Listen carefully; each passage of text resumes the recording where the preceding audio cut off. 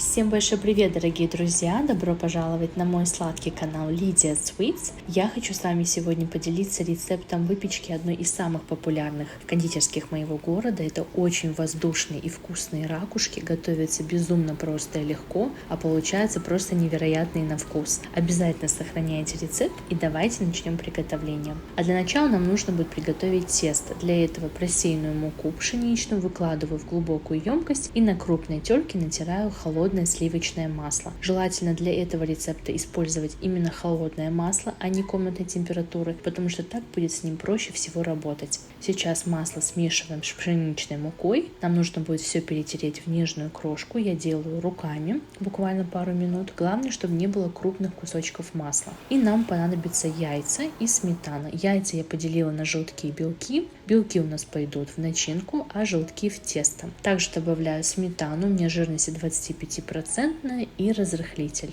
Все смешиваем и замешиваем тесто. Долго его вымешивать не нужно, достаточно просто его собрать в один комочек. Если вы чувствуете, что немного муки не хватает, буквально в конце можете немного припылить его мукой.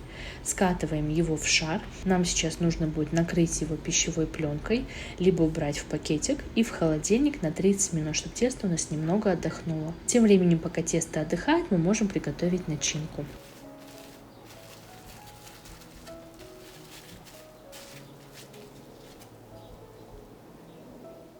Для начинки белки в глубокую миску. Очень важно, чтобы она была сухой, без грамма жидкости либо жира.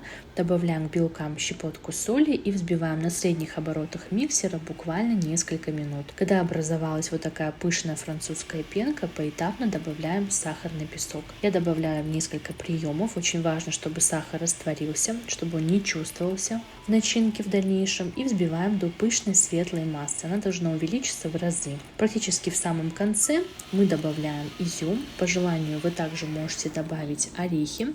Изюм у меня темный, но в основном данная выпечка готовится именно с изюмом. К такой начинке вы можете добавить сухофрукты любые, чернослив, либо курагу или изюм светлый, это уже на ваше усмотрение. У нас уже начинка готова, пока дадим ей постоять немного на столе, тем временем пока поработаем с тестом. У меня уже тесто хорошо отдохнуло за это время, и я сейчас буду его делить на одинаковые кусочки. Я их буду взвешивать, у меня каждый кусочек будет по 30-32 грамма. Они у меня будут довольно такими большими. Вы можете приготовить их и по 25 грамм, и по 35 грамм, но они у вас получатся довольно-таки большие, поэтому вы уже смотрите на ваше усмотрение. Я, конечно же, их буду взвешивать, чтобы они у меня были одинакового размера. Тесто очень приятное, очень удобное в работе. Я очень люблю этот рецепт, потому что с ним работать одно удовольствие. И из данного теста можно приготовить разные варианты выпечки. Если вам интересно, какие, обязательно оставляйте плюсики в комментариях, и я с вами поделюсь большим количеством очень хороших рецептов. Скатываем каждый кусочек в шарики. В шарики выкладываем на тарелку. Мы также сейчас ее будем убирать в холодильник буквально на 15 минут, потому что с холодным тестом работать гораздо проще. И это требует минимальное количество муки. Накрываю его пакетиком. И спустя время, когда уже тесто также немного подморозилось и отдохнуло, достаем по 2 шарика. Остальные шарики у нас должны будут остаться в холодильнике. Подпыляем немного рабочую поверхность мукой. Также сверху шарик и раскатываем его в пласт. Очень важно, чтобы пласт не получился слишком тонким, потому что иначе при выпекании, так как у нас белковая начинка, она может порвать немного теста. И важно, чтобы оно не было слишком толстым. То есть толщина должна быть средней. Выкладываем по 1 столовой ложке, либо 1,5 чайной ложки начинки. Выпускаем воздух и защипываем по краям. Также накладываем друг на друга тесто.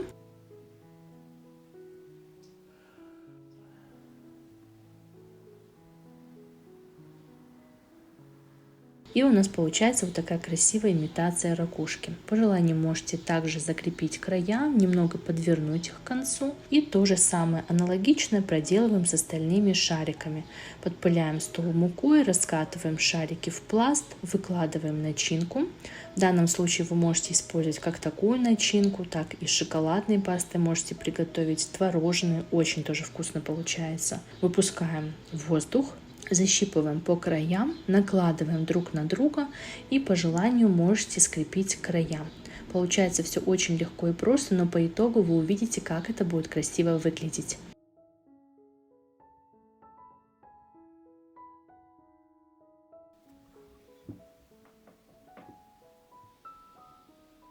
И готовые ракушки выкладываем на подготовленный противень, выстеленный пергаментом.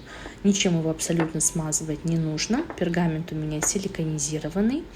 Просто нужно будет выложить на расстоянии друг от друга, так как при выпекании они еще, конечно же, увеличатся в объеме. Если вам такое большое количество выпечки не нужно, вы можете использовать необходимое вам количество шариков, остальные шарики хранить в морозильной камере до 2,5 недель, и после вы можете приготовить любую выпечку, которая вам нужна. Это универсальное тесто, и оно подойдет для многих вариантов выпечки.